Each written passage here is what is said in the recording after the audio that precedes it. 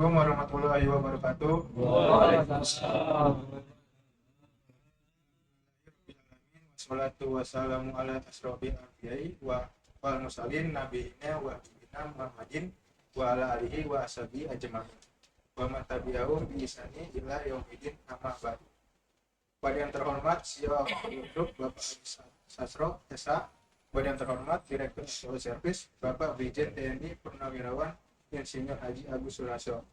Pada yang terhormat Direktur Absolut Group Ibu Haja Eka Sri Yulianti, Ibu Asri Insani, dan Bapak Julian Rahmanto. Pada yang terhormat Ustadz Haji Muhammad Siddiq, LCMC, Ustadz Agus, dan Bapak Ibu karyawan Absolut Group yang dimuliakan Allah Subhanahu wa Ta'ala. Sebagai umat Muslim, marilah kita panjatkan syukur kepada Allah Subhanahu wa Ta'ala yang memberikan limpah rahmat dan hidayahnya, sehingga pada sore hari ini kita diizinkan untuk berkumpul dalam acara pengajian tanpa adanya halangan. Semoga dapat menambah ilmu dan wawasan kita sebagai bekal kehidupan di dunia dan juga di akhirat nanti. Salawat dan salam semoga tercurahkan kepada Nabi Muhammad SAW beserta keluarga, sahabatnya, dan kepada kita semua sebagai umatnya. Hadirin yang saya hormati, saya selaku pembawa acara diizinkan untuk membacakan susunan acara pada pengajian sore hari ini. Satu, pembukaan. Marilah kita buka pengajian ini dengan pembacaan Al-Fatihah. Al-Fatihah. Bismillahirrahmanirrahim. Maliki yaumiddin. Iyyaka na'budu wa iyyaka nasta'in. Ihdinas siratal ladzina an'amta 'alaihim ghairil maghdubi 'alaihim. Kita berlanjut ke acara inti kita, yaitu yang kedua, tausiah dan fikih. Tausiah yang akan disampaikan oleh Ustadz Haji Muhammad Siddiq dengan tema radio Royatus Sohin, dan yang akan dilanjutkan dengan tanya jawab offline dan offline. Untuk Ustadz, waktu yang tepat dipersilakan. Assalamualaikum warahmatullahi wabarakatuh. Bismillahirrahmanirrahim. Alhamdulillahi rabbil alamin. Wassalatu wassalamu ala asyrafil anbiya'i wal mursalin Sayyidina wa nabiyyina wa maulana Muhammadin sallallahu alaihi wasallam wa ala alihi wa sahbihi ajma'in. Rabbi shrah li sadri wa yassir li amri wa hlul 'uqdatam min lisani yafqahu qawli, amma ba'd. Yang saya hormati CEO Absolut Group Bapak Haji Sasro SH, yang saya hormati Bapak Brigjen TNI Purnawirawan Insinyur Haji Agus Suyarso selaku daripada Direktur Absolut Services, juga jajaran direksi Ibu Haja Eka Sri Yulianti, Ibu Asri Insani, dan Bapak Rahmat Julianto beserta Bapak Bagus Prakoso, juga karyawan Absolut Group dimanapun berada, baik offline maupun online, yang dimuliakan Allah Subhanahu wa Ta'ala. Pertama-tama, di sore hari yang penuh indah diiringi kucuran air hujan yang membawa berkah untuk kita semuanya, kita awali dengan memuji kepada Allah Subhanahu wa Ta'ala. Alhamdulillah, segala puji hanya milik Allah Tuhan semesta alam yang telah memberikan waktu kepada kita dalam kesibukan kita masing-masing, masih disempatkan waktu untuk thalabul ilmi, mencari ilmu, belajar ilmu agama, untuk menghilangkan kebodohan pribadi kita dalam ilmu agama yang hukumnya wajib kita mempelajarinya. Salawat beserta salam kita selalu sampaikan kepada junjungan alam Nabi besar Muhammad sallallahu alaihi wasallam, pada keluarga dan para sahabatnya yang mulia. Bapak-bapak, ibu-ibu, hadirin yang dimuliakan Allah. Syailillah ya Ramadan, Syailillah ya Ramadan, Syailillah ya Ramadan, bil qabul wal ghufran. Syailillah ya Ramadan, Syailillah ya Ramadan, Syailillah ya Ramadan, bil qabul wal ghufran. Ahlan wa sahlan wa marhaban bi hudurikum ya syahrasiyam. Tema kajian pada sore hari ini adalah tarhib Ramadan. Arti tarhib Ramadan adalah menyambut datangnya bulan suci Ramadan, di mana tidak lama lagi kita akan kedatangan tamu super istimewa. Betul apa betul? Betul. Kalau kita di rumah sudah ada berita akan datang tamu istimewa ke rumah kita, kira-kira kita yang punya rumah bagaimana? Dibersihkan rumah, ada kotoran, ada sampah, harus bersih. Bahkan ada yang mengecat rumahnya, dipel benar-benar dari pintu masuk sampai dalam. Makanan juga yang disiapkan beda dari makanan yang biasa karena ada tamu. Makanan yang istimewa, pakaiannya juga yang nggak biasa. Biasa kalau ibu-ibu nggak ada tamu pakai apa? Daster, betul ya? Bolong lah. Tapi kalau ada tamu kira-kira pakai daster apa enggak? Pakai gamis syar'i. Bapak-bapak juga sama, nggak ada tamu pakaiannya. Belum Hawaii selesai, bebas. Tapi begitu mau datang ada tamu, 1 jam lagi Pak ada tamu ke rumah kita. Kira-kira si bapak gimana? Pakai baju yang bagus, karena mau ada tamu. Lantai bersih, buah-buahan ada. Biasanya mah kagak ada buah-buahan. Ada buah-buahan, makanan, minuman diberikan yang istimewa karena ada tamu. Untuk apa? Lihtirami dhaif, untuk menghormati tamu. Itu tanda orang yang beriman kepada Allah. Kata Nabi Muhammad, man kana yu'minu billahi wal yaumil akhir falyukrim dhaifahu. Siapa yang beriman kepada Allah dan hari akhir, maka hormatilah tamunya. Itu tanda orang beriman. Kalau kita bertamu ke orang yang punya rumah sopan, baik sama kita, segala dikasih, dikeluarkan, penyambutannya bagus, itu tanda yang punya rumah beriman kepada Allah. Tapi kalau datang tamu yang punya rumah cuek aja, itu bukan orang beriman. Kalau tamu manusia saja, sahabat kita, rekan bisnis kita, kita hormati ketika datang rumah kita, apalagi tamu super istimewa. Siapa tamunya? Bulan Ramadan. Ini tamu umat Islam sedunia. Maka ketika nanti, ini udah ada kabar, sebentar lagi tamu itu akan datang kepada kita. Maka sebagai orang yang beriman kepada Allah, siapin. Sebelum datang tamu istimewa yaitu Ramadan, kita siapkan. Siapkan apa? Apa yang perlu disiapkan sebelum datang bulan Ramadan? Siapkan apa? Pertama, ada 5 persiapan. Khamsa istidada.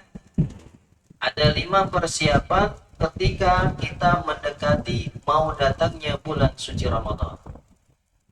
Yang pertama apa? Istidadur ruhiyah. Persiapan rohani kita. Itu yang paling penting. Jangan sampai datang Ramadan rohani nggak siap. Minimal apa? Niat dalam hati. Ya Allah, aku ingin maksimalkan ibadah nanti di bulan Ramadan. Doa, jangan mau datang Ramadan biasa aja, apalagi geredeknya datang Ramadan gak bisa ngopi ini kita siang hari. Ada tuh yang begitu, ada nggak? Ya Ramadan nggak bisa beli gorengan depan kantor, ada yang begitu. Ya Ramadan siang hari nggak bisa nyoto, datang Ramadan kayak nyesel, kesel aja. Itu bukan orang beriman. Tapi orang beriman periksa diri kita masing-masing, kira-kira diri kita senang nggak datang Ramadan? Jawaban yang jujur ada di diri masing-masing. Kalau kita senang, alhamdulillah Ramadan bentar lagi. Ya Allah, alhamdulillah senang, itu orang beriman tuh. Tapi kalau masih agak kagak nerima, ya Ramadan. Ya Ramadan. Nggak bisa nyotong, nggak bisa gorengan, nggak bisa toprak, nggak bisa nasi uduk. Ya. Nah ini tanda orang kurang beriman. Ya, perbaiki niat kita untuk menyambut bulan suci Ramadan dengan bahagia. Tanda orang beriman. Kedua, kita persingkat saja. Yang kedua, istidadu ilmiah, persiapan ilmu. Orang kalau mau Ramadan siapin ilmunya, khususnya ilmu puasa. Umumnya semua amal ibadah di bulan Ramadan kudu kita tahu ilmunya. Di antaranya ilmu puasa nomor 1 untuk pelajari. Ilmu sedekah, betul? Ilmu sholat berjamaah, ilmu sahur, ilmu buka puasa. Semua amalia ibadah di bulan Ramadan pakai ilmu. Karena saking banyaknya kita bahas satu aja. Apa? Puasa. Ya. Orang puasa itu harus ada ilmunya. Bagaimana? Nabi Muhammad bersabda, min shaimin laisa lahul jaza laisa lahu jaza'u illa ju'ul atas. Berapa banyak orang yang puasa tapi nggak dapat apa-apa kecuali haus dan lapar. Ini Nabi yang bilang. Jadi banyak orang puasa tapi nggak dapat pahala dari Allah. Yang dapat apa? Haus sama lapar. Ini kebanyakan. Orang dapatnya haus sama lapar, pahala nggak dapat. Kenapa kok bisa begitu Ustaz? Nabi yang bilang. Kenapa? Ada yang membatalkan puasa, ada yang membatalkan pahala puasa. Kalau batal puasa, udah nggak sah lanjut. Tapi ada yang puasanya tidak batal, tapi nggak dapat pahala. Puasanya sah dari sahur, imsak, sholat subuh, terus sampai beduk maghrib sah puasa, tapi nggak dapat pahala. Kan ini kata Nabi, ya. Min shaimin laisa lahul jaza illa al-ju'u wal atas. Berapa banyak orang yang berpuasa nggak dapat apa-apa kecuali haus dan lapar. Ada yang begitu, dikira setiap puasa dapat pahala. Enggak, justru kebanyakan yang nggak dapat pahala. Jawabannya hadis yang lain. Satu asya tuhbitu saum. Kata Nabi, ada 5 perkara yang membatalkan pahala puasa. Artinya 5 perbuatan orang yang berpuasa kalau dilakukan maka pahala puasanya hilang.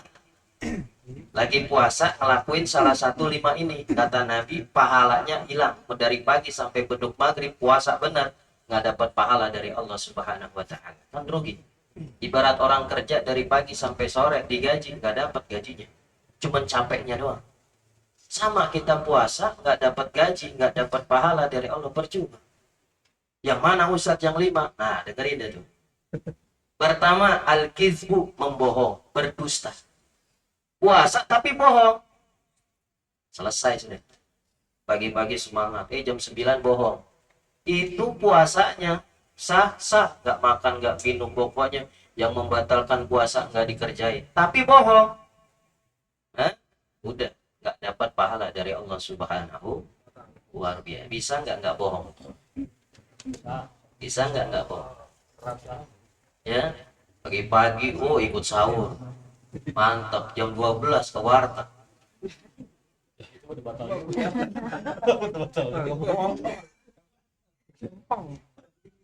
warteg, dia lapar, dia makan, pulang-pulang lemas, udah batal, dia bohong pula. Wah, ini dosanya gede. Ya, kalaupun dia menahan lapar haus tapi dia bohong, hati-hati, pahala nggak dapat. Ini pelajaran di luar Ramadan, kita juga nggak boleh bohong. Setiap hari nggak boleh bohong. Tapi di bulan Ramadan hati-hati, lebih spesifik. Allah tahu orang ini bohong apa enggak. Kita tahu batin kita kalau kita bohong atau tidak. Makanya jangan sampai lagi puasa bohong. Hilang puasanya. Apa pahalanya? Yang kedua, apa? Ghibah. Oh, bahasa absolut ngegosip. Datang nih jam 8 masuk sini. Tuh, si Fulan belum datang tuh, teman kita. Belum. Emang dia mau begitu, gayanya emang begitu dia. Wah, udah ada. Ketemu nih satu circle. Kalau nggak bisa ngomong, udah kayaknya ada aja deh. Nggak enak, ada yang kurang kalau nggak ngomongin teman. Ya nggak? Padahal nggak makan kan, tapi ngomongin orang teman sendiri diomongin. Wih, batal puasanya. Apanya? Pahalanya hilang. Makanya udah puasa ini, lisan kita jaga. Kalau kita ngomongin orang selesai. Yang bilang siapa? Nabi Muhammad. Batal pahala puasanya orang kalau lagi puasa membuka aib orang lain. Yang ketiga, apa? Namimah. Namimah itu ngadu domba. Si A sama si B, kita ngomongin jelek A ke B, kita ngomongin jelek B ke si A, biar A sama B berantem. Ngadu domba. Wah, lagi puasa kita begitu sama teman-teman. Circle kita jadi berantem gara-gara kita senang. Kita lagi puasa, pahala puasa kita, pahalanya gak ada. Kalau puasanya sah selama tidak melakukan yang batalin puasa. Yang ketiga itu namimah. Yang keempat, apa? Yaminul ghamus, bersumpah palsu. Bersumpah tapi bohong. Demi Allah, saya kagak ngapa-ngapain. Demi Allah, demi sumpah aja. Demi Allah, bukan saya itu yang mindahin sendal itu. Kenapa jadi saya yang disalahin? Padahal dia pelakunya. Ada nggak yang begitu? Ada, nutupin kesalahan pribadi dengan demi Allah. Sumpah palsu. Ketika puasa dia main sumpah palsu, pahala puasanya hari itu tidak dapat. Cuman sendal doang. Gara-gara sendal. Yang kelima, yang membatalkan pahala puasa, an-nadru bisyahwati, memandang lawan jenis dengan nafsu syahwat, batal. Mandang doang, apalagi lebih dari mandang. Lihat di playover. Di playover pasar Rebo aja nih, nggak usah jauh-jauh. Oh, banyak. Ya kita lagi diundang acara bukber sebelah sono, kita lewat playover kiri kanan, luar biasa. Berjilbab. Itu ngabuburit katanya. Tapi maaf saya lihat tangannya hilang. Nggak tahu kemana itu tangan. Dia memandang saja sudah hilang pahala, apalagi lebih daripada memandang. Memandang lawan jenis. Kita lagi puasa. Dia aja di depan di absolut. Melihat ke warung tuh. Tiba-tiba la haula wala quwwata. Masya Allah. Pandang lawan jenis tapi dengan nafsu syahwat, hilang puasa. Ya udah Ustadz, berarti kayak kacamata hitam. Nggak ngaruh, kacamata hitam juga bisa ngintip. Pokoknya jangan kita lagi puasa mandang lawan jenis dengan hawa nafsu. Ya, jangan sampai nafsu kita keluar lagi puasa. Kalau kita mandang lawan jenis dengan hawa nafsu, mau di mana saja, maka pahala puasa kita hari itu batal. Itu baru mandang, ya. Min babil aula, lebih kalau lebih daripada maaf megang, nyentuh, apalagi yang lain nggak boleh. Ustaz, gimana buat suami istri baru nikah? Waduh, ini luar biasa. Gimana Ustaz, suami istri bulan Ramadan ciuman? Suami istri halal apa gimana Ustaz? Orang biasa saya begitu boleh Pak. Saya mau kerja kan papi yang mami cium. cium cipika-cipiki suami istri. Kalau Ramadan gimana Ustaz? Selama tidak ada hawa nafsu boleh. Ya biasa aja, Bapak, ya Mama. Cium sayang boleh, boleh. Yang penting nggak ada nafsu. Tapi kalau Papa, Mama ya batal. Aurin ya Aurin. Ya. Jadi yang tahu hawa nafsunya kita mentakar nih, saya kalau begini keluar hawa nafsu apa enggak?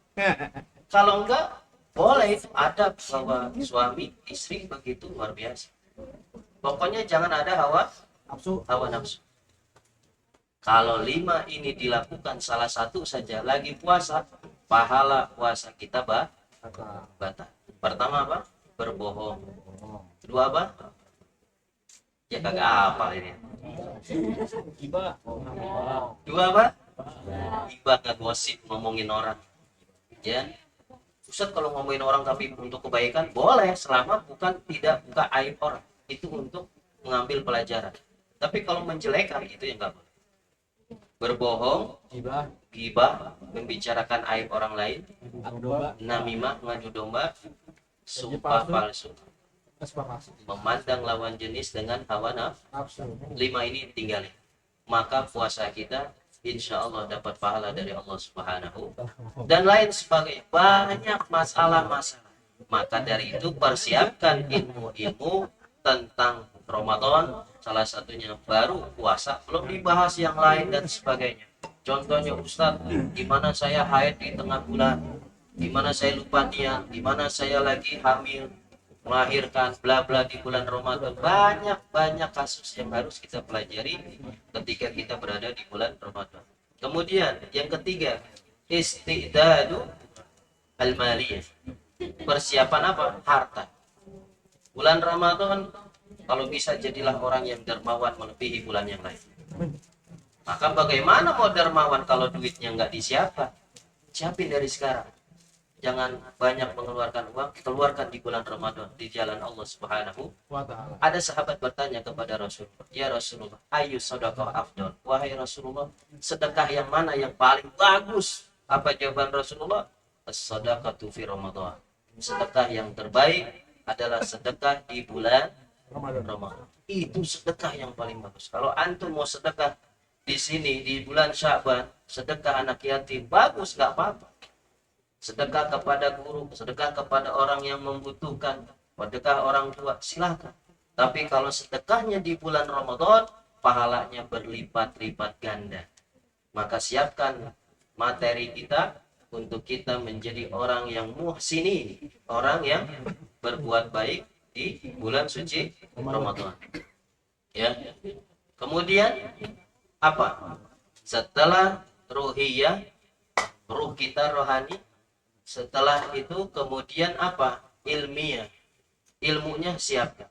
Bahkan kalau bagus kita punya rencana. Sebelum datang Ramadan kita udah punya rencana. Oh, saya mau Ramadan. Target saya hafal atau baca, dari sisi baca dulu hatam 1 juz. Ya. Atau 30 juz saya hafal sekali. Saya mau tingkatin 3 kali. Itu ada target. Ada agenda yang harus kita buat. Maka akan terarah. Berbeda sama masuk Ramadan tanpa agenda itu berantakan asal. Ya. Kemudian daripada ruhiyah rohani kita, kemudian apa? Ilmiah. Ketiga adalah maliyah. Maliyah itu harta. Keempat jasadiah. Jasadiah ini fisik, jaga badan kita. Jangan sekarang sehat, Ramadan sakit. Nggak bisa ibadah kita. Betul ya? Ramadan kita tunggu-tunggu, orang sholat taraweh, orang puasa, kita nggak bisa puasa, nggak bisa. Kenapa? Sakit badan. Kenapa? Karena tidak dijaga. Makanya dari saat ini siapkan fisik kita, badan kita, jangan sampai sakit. Ya, tentu dijaga dengan aneka ragam penjagaan, olahraga, makan sehat dan sebagainya. Karena kalau badan kita sakit, ya nggak bisa untuk ibadah secara optimal atau secara maksimal. Badan kita sakit, boleh nggak Ustaz saya sakit nggak puasa? Boleh. Ya, yang dibolehkan nggak puasa Orang sakit boleh, tapi sakitnya harus dibayar, namanya kodo itu bayar puasa karena sakit. Jangan bikin sakit. Ustaz, saya nggak puasa, kenapa sakit apa, sakit hati ya. Itu bukan sakit yang dibolehkan. Sakit hati kenapa? Mantan itu ngomong terus gitu, udah mantan tapi masih melihat aja status WA saya. Ada nggak yang begitu? Banyak. Kurang-kurang Ya. minta. Ada nggak udah mantan tapi masih merhatiin status kita? Masih banyak. Itu teman saya begitu Si pede banget. ya. Dia seberapa ini? Jadi fisik harus dijaga. Yang terakhir, persiapan istidad amaliyah, persiapan amal. Kita siap nanti di bulan Ramadan, saya mau itikaf, saya mau baca Quran, saya mau sedekah, saya mau sholat subuh berjamaah di masjid. Wah, apa aja, bikin agenda. Supaya ketika bulan Ramadan, hari demi hari ini kita terjadwal. Saya mau taraweh, pokoknya selama tidak sakit, kalau perempuan selama tidak haid, saya harus sholat taraweh full. Jangan setengah-setengah, kecuali kalau drakor. Wah, kalau ada yang drakor, bunuh katanya. Kalah sama drakor. Jadi, coba siapkan amalia-amalia apa yang akan kita lakukan nanti di bulan Ramadan.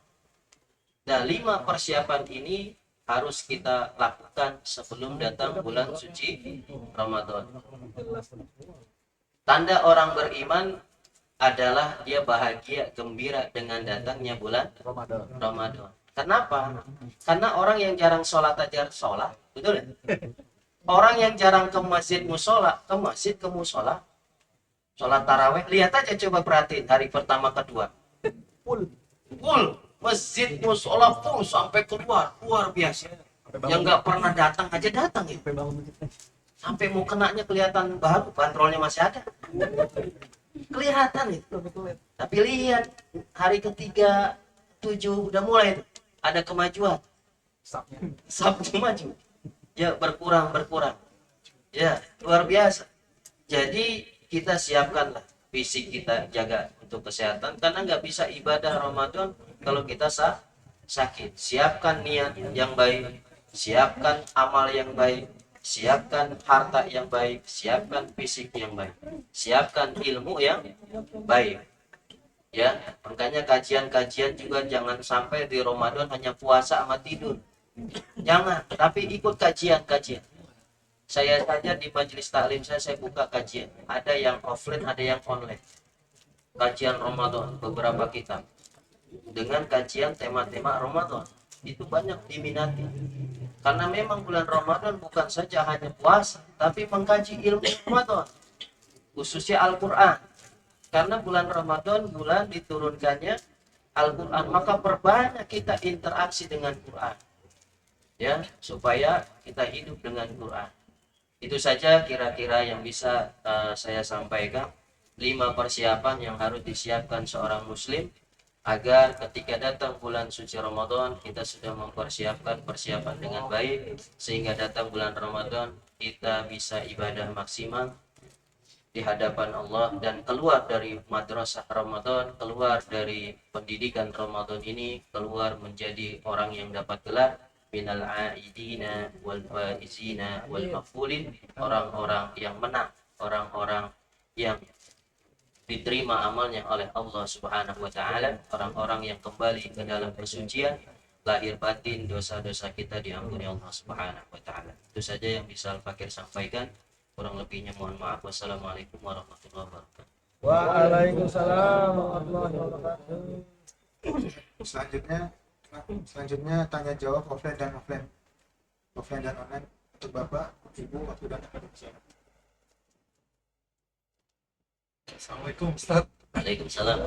Mau nanya Ustaz, ini terkait yang ngomongin orang gibah Ustaz. Kita kan ketika di bulan Ramadan tetap kerja dan dituntut untuk laporan. Nah, ketika ada dari teman-teman gitu, ya ditanya, Mas, yang gini udah belum berkasnya? oh pemberkasannya sebentar dicek dulu, belum lah, itu termasuk ngomongin gibah nggak? Ngomongin orang nggak? Pengalaman pribadi kan. Itu tiap hari soalnya Pak, kita selalu bertanya gitu, Bang, ini belum gitu. Sedangkan kalau kita interaksi sama yang bersangkutan kan nggak ngomongin orang, tapi pasti dipertanyakan sama pimpinan, ini siapa yang belum gitu. Terus sama rekan kerja juga, Mas ini belum nih, kapan mau diberesinnya?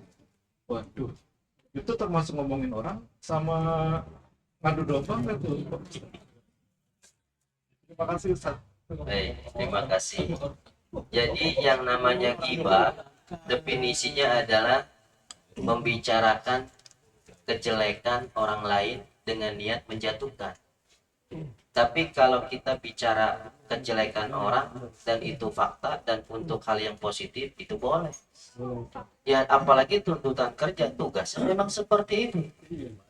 Mas, siapa yang belum? Nggak boleh, puasa. Berantakan.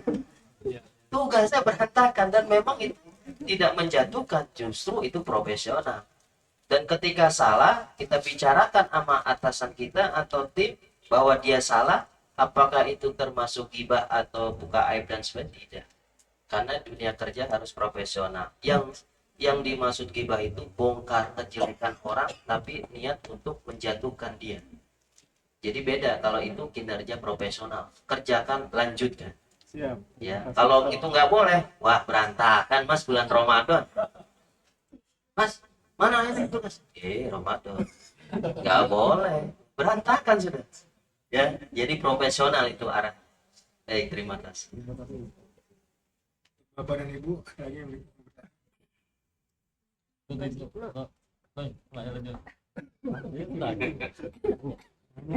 Ya sih, nanya dah. Ayo deh. Bismillahirrahmanirrahim. Assalamualaikum warahmatullahi wabarakatuh. Waalaikumsalam. Ustaz, Bang, tanya Ustaz. Ini sih ada pertanyaan dari Semarang nih. Oh, Banten. Orang Banten nanya. So, Puasa nggak? masalah Puasa nggak? bohong. Puasa. Mana Banten nggak jujur? Ya ini. Wah, iya. Tuh ini baru dibatal-batal. Ini puasa Ustaz. Terus kan kita subuh nih Ustaz ya. Waktunya imsak. Tiba-tiba sama istri. Kabar. Sama istri baru selesai, maksudnya udah subuh. Bukan, ketiduran Ustaz. Belum sempat mandi. Belum sempat mandi. Belum sempat mandi. Iya. Udah sahur belum? Sahur dulu. Itu sahur dulu. Oh jadi maaf nih, agak dijelasin. Jadi habis olahraga, Kalau olahraga udah gitu habis olahraga selesai makan dulu. makan, Makan tidur. nonton YKS biasanya tuh. Oh ya KS, ya. Terus Nah, lempeng. makan, nonton, tidur. Iya. Wush, luar biasa. Terus bangunnya Bangun-bangun mau kerja jam 7 nih. Kita mandi dulu, terus kita niat puasa atau gimana sih? bertanya mandi dulu, niat puasa atau gimana? Ini pertanyaan dari aja. Sengaja. Ada Ini foto Biki, sengaja. Pak Roy Biki. Makasih Ustaz. Assalamualaikum warahmatullahi wabarakatuh. Pertanyaannya berat. Jadi orang hubungan suami istri ya itu bagus pahala. Ya, pahala. Kali puasa. Jangankan hubungan, pegang-pegangan aja suami istri itu mengeluarkan dosa-dosa diri masing-masing. Oh, Bang Indah, dengerin. Kata Nabi Muhammad, ya, man yamsah rajul li jawzati ya kharaja min asabihi ma adzunub. Siapa yang remes-remesan pegang-pegangan suami istri, baru megang-megang doang, itu keluar dosa-dosanya dari jari-jari tangan mereka. Masya Allah. Itu baru remes-remesan. Oh, Bang Indah dengerin. Belum yang lain, pokoknya udahlah nggak usah kesana. Tapi luar biasa. Cuman masalahnya setelah itu dia makan. Amalan Islam hukumnya makruh apabila junub, maksudnya kotor, najis, habis hubungan itu najis dia, najis zat, badan kita najis. najis karena sudah hubungan. Maka maaf kadang ada juga yang begitu, dia minum, dia makan, itu makruh. Kalau bisa jangan dikerjakan, ya, jangan dikerjakan lagi junub makan atau minum, karena yurisul faqr, akan mewariskan kepakiran, fakir miskin gitu.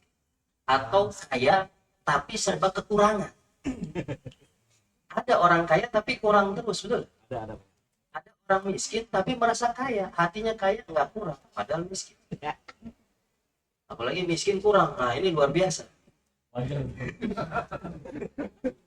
Jadi orang kalau habis hubungan badan, buat kita yang udah nikah, ya yang belum juga jadi ilmu. Kita dengerin. Jadi kalau udah nih, kalau udah hubungan badan, mau minum jangan dulu, tahan. Mau makannya. Tapi kalau kepaksa, kesedak gitu, ya nggak apa-apa. Tapi hukumnya Makro. makruh. Jangan dibiasakan. Tapi sekali-kali boleh lah. Hukumnya tetap makruh, nggak apa-apa, nggak dosa. Tapi kalau ditinggalkan itu bagus. Hukumnya makruh. Nah, lalu gimana makan nih? Hukumnya makruh, boleh? Masih boleh. Udah gitu nonton YKS. Mendekati subuh. Wah, ini makruh juga. Makruh ketika waktu-waktu mustajab doa. Waktu mustajab doa itu mendekati subuh. Itu harusnya zikir. Emang maaf ini tontonan-tontonan ini dapat menjauhkan kita dari ajaran. Apalagi hai. Ya enggak? Lebih baik zikir.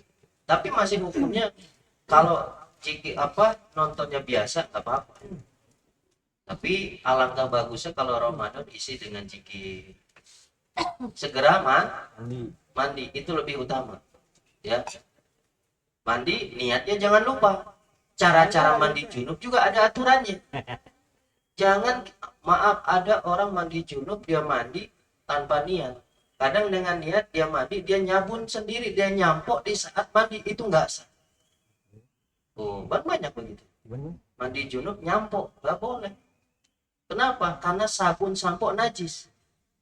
Ketika campur dengan air yang kita mandikan mandi junub, enggak. Belum usah dong, Sar. Ya. Kena. Nah, pelajarannya ada itu. Bagaimana cara mandi junub yang baik. Ya. Nah, anggap saja sudah mandi atau tadi nonton kemudian tidur, selesai mas bangun pas mau kerja. Ini luar biasa. Tinggalin subuh. Ini subuh ini sudah mendekati tapi malah tidur, dosanya luar biasa. Ya. Maka kenapa sahur itu disunahkan diakhirkan mendekati subuh? Bahkan Rasulullah SAW diriwayatkan kalau sahur itu di akhir waktu kira 50-60 ayat orang baca Quran mendekati azan subuh. Kalau subuh 4:30, Rasulullah SAW jam 4, jam 4:15 sahur. Nah, dari situ udah siap-siap bersih-bersih ke masjid sholat. Itu yang kenapa disunahkan sahur itu akhir. Yang pertama waktunya mustajabah, waktunya berkah, dan mendekati waktu subuh supaya bisa sholat subuh. Dan sunnahnya lagi, bagusnya lagi, itu berjamaah dan di masjid bagi laki-laki. Jadi rangkaiannya Ramadan ini bangun tengah malam, dia tahajud, sholat malam, kemudian sahur, bersih-bersih, sholat subuh berjamaah. Wah, cakep. Tapi bagaimana udah sahur nggak sholat? Nah dia sahur sunnah, sholat subuh wajib. Takdimu sunnah minal wajib. Waduh, dosanya luar biasa. Ya, jadi usahakan orang kalau sudah sahur, ya tahan ngantuk-ngantuk, mendingan mandi, kemudian siap-siap untuk sholat subuh. Ya. Bagaimana kalau itu terjadi tadi pertanyaannya? Pertama dia dosa karena meninggalkan sholat subuh. Yang kedua apa? Langsung kalau junub langsung mandi junub, ya hukumnya wajib. Kemudian langsung sholat subuh. Walaupun itu jam berapa pun, jam 7, jam 9 bangunnya, langsung sholat subuh dengan niat qadha. Kalau sholat subuh di waktu subuh ada di waktunya, tapi kalau subuh lewat dari waktunya namanya qadha. maka niatnya qada bukan ada. Tapi wajib, Ustaz kan udah lewat, saya bangunnya jam 9, subuh udah lewat, gimana? Tetap wajib sholat subuh. Gak ada istilah udah lewat terus nggak usah sholat subuh. Gak ada, harus sholat subuh.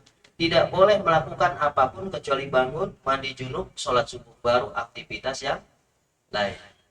Jangan bangun masih junub, kemudian dia ngepel, nyapu, nonton TV lagi. Ini dosanya berlipat ganda. Jadi begitu bangun langsung mandi, sholat, setelah itu baru yang lain. Ya, baik, ini salah satu fikih puasa. Ya, dan banyak kasus-kasus yang terjadi di umat Islam dari pagi, siang, sore, malam sampai subuh. Ini kasus berbagai macam banyak. Dan memang harus ada jawabannya. Apalagi kasus-kasus yang kekinian. Nah, ini luar biasa. Itu saja yang bisa saya sampaikan. Terima kasih. Ya, Ya, dulu nih. Cik. Udah jalan nih. Silakan. Hah? Namanya juga. Ya Allah. 200 udah DP 200 ini. Udah DP 200. Balik kita. Belum bertanya, Ustaz. Saya mau bahas sabun tadi penasaran. Assalamualaikum warahmatullahi wabarakatuh. Waalaikumsalam. Ini pertanyaan Ustaz. Terus sama ini.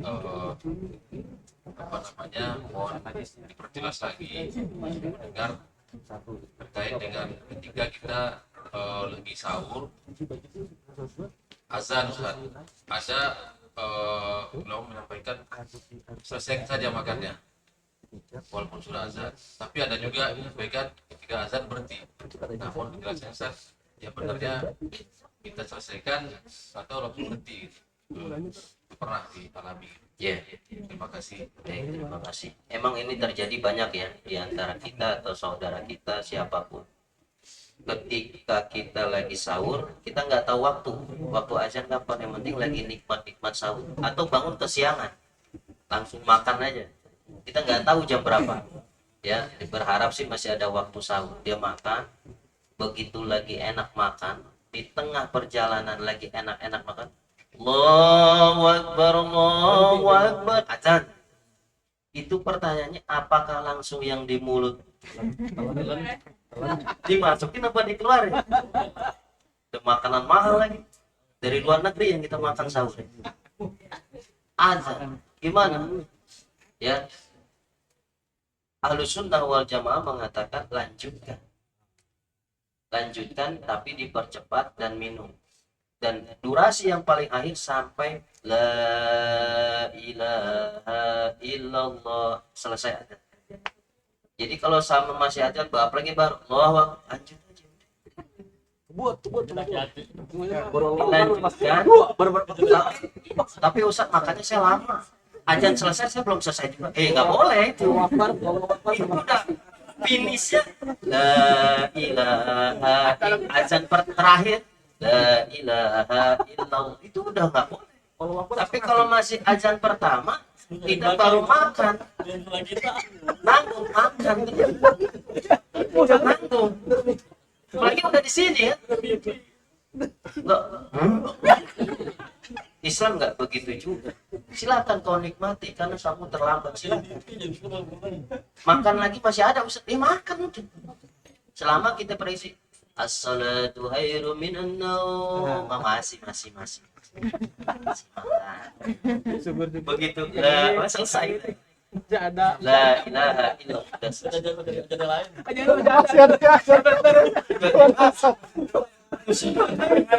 Bawa baru Panjang. jangan juga dia ajan yang Sebelah. Habis dong, piring aku ya. Baru masak nasi. kalau ajan 2 kali gimana? Ajan pertama yang dengarnya. Oh, ada pertama. Kan mesti terdekat. Iya. Ya, Anda menganggap itu aja. Kalau nanti ajan kedua aja, lama lagi nanti.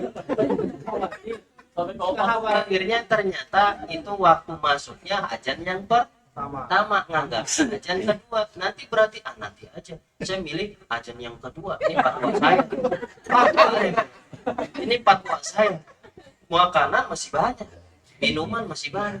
Kalau azan pertama udah mau selesai, azan kedua baru lama. Nggak boleh. Kenapa? Kalau kita ambil azan kedua, ternyata yang benarnya azan pertama. Waktu yang benar diakui kita saat itu tinggal di situ azan pertama. Kita sampai azan kedua, selesai kita. Berarti sudah waktunya nggak boleh makan minum, masih makan minum. Jadi warohnya kita, kehati-hatian kita, walaupun ada azan kedua, boleh azan ketiga, ada lagi azan ketiga. Salah belakang. Itu 2, 3 tidak berlaku. Ya. Bisa nggak? Bisa terjadi. Itu aja sendiri.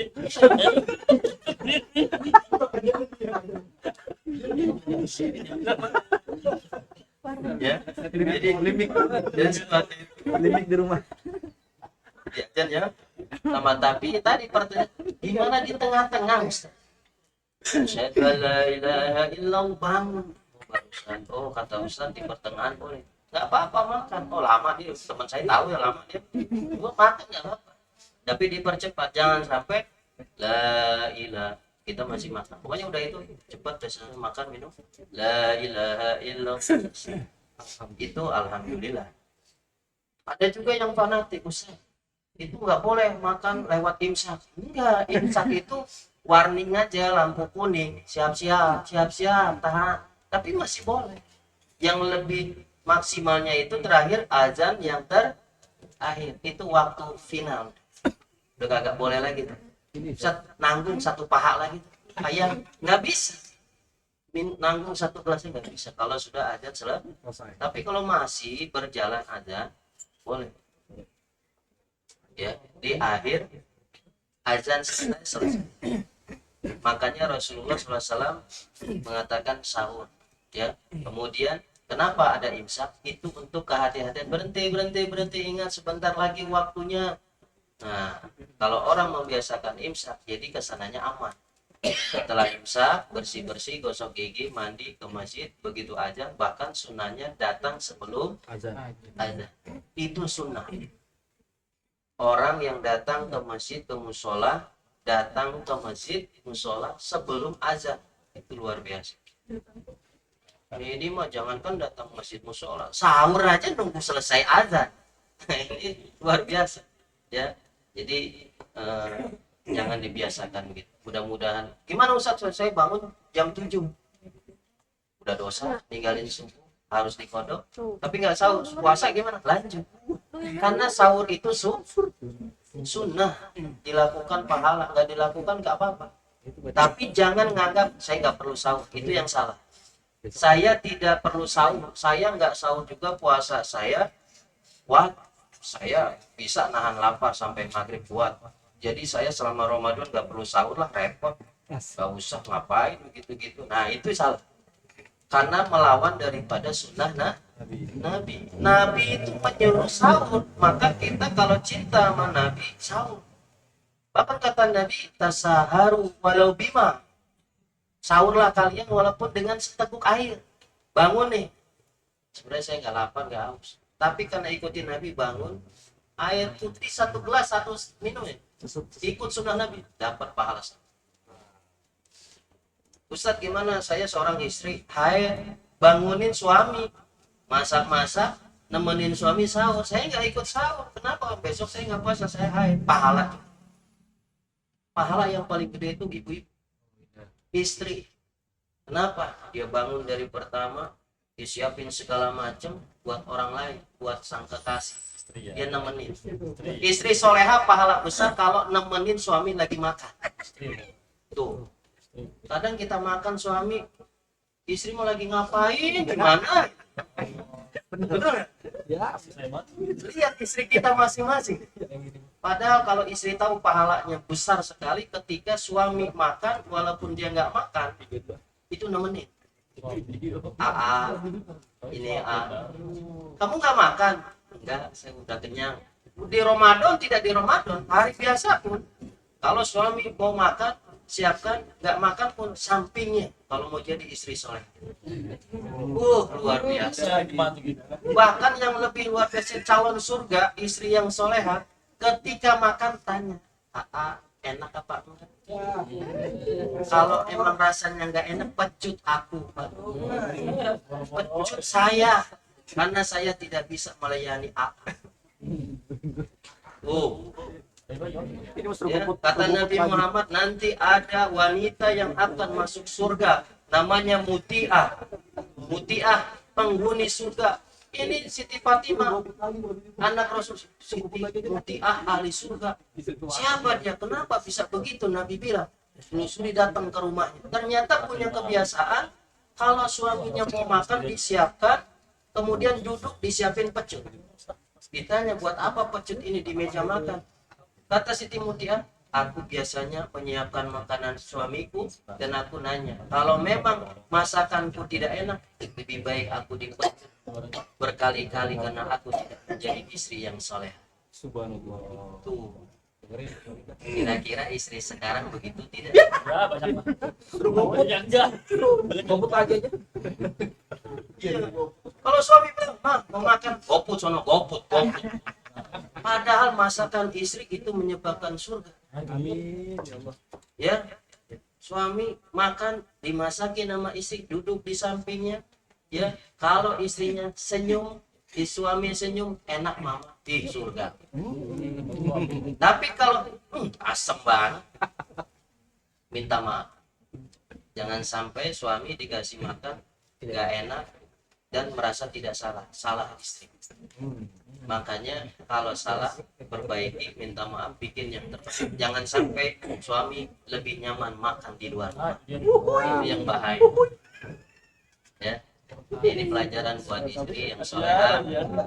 Memasak itu salah satu keahlian yang harus dipelajari dan bikin membuat suami senang makan di rumah. Mudah-mudahan bermanfaat ya. Terima kasih.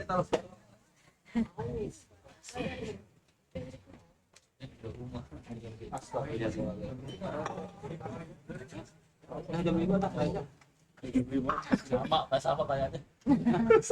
Sabun. Akhirnya kita sampai di penghujung acara, yaitu berdoa bersama dan akan dipimpin oleh Ustadz Haji Muhammad Siddiq LCM MC. Sebelum kita berdoa bersama, saya selaku pembawa acara, jika terdapat salah kata atau bersikap yang tidak berkenan di hati Bapak Ibu sekalian, saya mohon maaf yang sebesar-besarnya.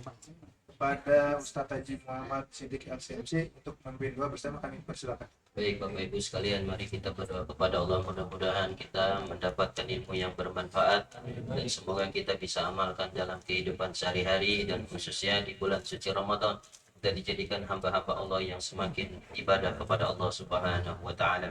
Astagfirullahaladzim, astagfirullahaladzim, astagfirullahaladzim. Bismillahirrahmanirrahim. Alhamdulillahirabbil alamin. Allahumma shalli ala sayyidina Muhammadin wa ala ali sayyidina Muhammadin. Allahumma barik lana fi sya'bana wa ballighna Ramadan. Allahumma barik lana fi sya'bana wa ballighna Ramadan. Allahumma barik lana fi sya'bana wa ballighna Ramadan. Wa hasil maqasidana waghfir dzunubana ya Allah ya rabbal alamin. Ya Allah, berkahilah kami di bulan Sya'ban dan sampaikan diri kami bisa berjumpa dengan bulan suci Ramadan. Ya Allah, mudahkanlah segala urusan kami, baik urusan dunia maupun akhirat kami. Ya Allah, berikanlah kami kebahagiaan dunia dan akhirat kami. Ya Allah, jauhkanlah diri kami dari siksa api neraka. Rabbana atina fid dunya hasanah wa fil akhirati hasanah wa qina adzabannar. Wa sallallahu ala sayyidina Muhammadin wa ala alihi wa sahbihi ajma'in walhamdulillahi rabbil alamin.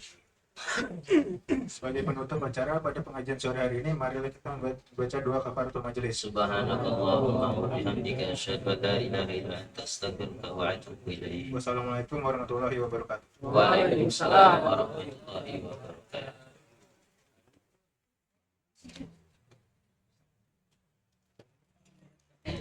Nah,